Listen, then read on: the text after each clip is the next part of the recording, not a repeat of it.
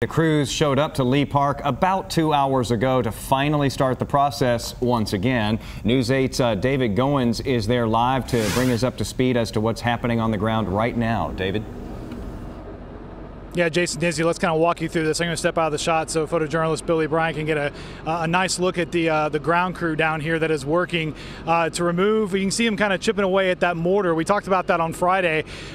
Even when the crane was in place on Wednesday, they still needed to do more work. We learned that on Friday when the art conservator was out here. He said, look, once we do get a crane, however long it takes, there's going to be work to do, and that's what's happening now. They've put all these straps around the statue itself to probably ease up on some of the weight, so now they're going in there and really breaking up the mortar between the actual statue and the base, and then perhaps they'll be able to lift it off. No timetable on how long this will take, but understandably they'll probably have to go all the way around the statue before they can lift it. What you're seeing is HG Chopper 8, different vantage point of basically the same thing.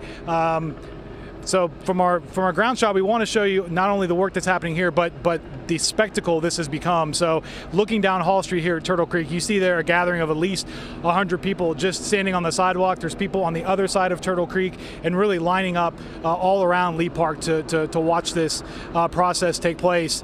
Probably over the next couple hours at least. And again, a reminder, I know we've said this, since City Council voted 8 days ago, 13-1, to remove this statue, that when it is removed, it is going to be stored and preserved. That's why they hired an art conservator to make sure this, from all estimations, a very valuable piece of art. It's several millions of dollars worth of value is preserved until they figure out what exactly they're going to do with it. And part of that work is the mayor's task force on Confederate monuments that will continue their work through October before perhaps the city council will decide what the future of the Lee statue would be in November and beyond. But the more immediate, the most pressing thing that everyone obviously is out here to see is the removal of the statue that, of course, has been out here for 81 years. And some say those 81 years is history in of itself.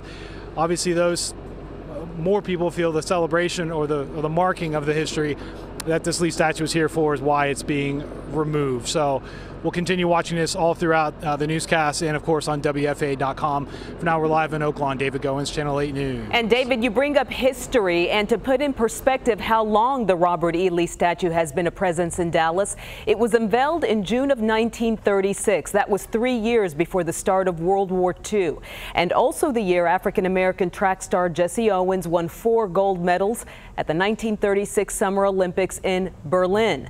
President Franklin D. Roosevelt was in Dallas for the statue's dedication in '36.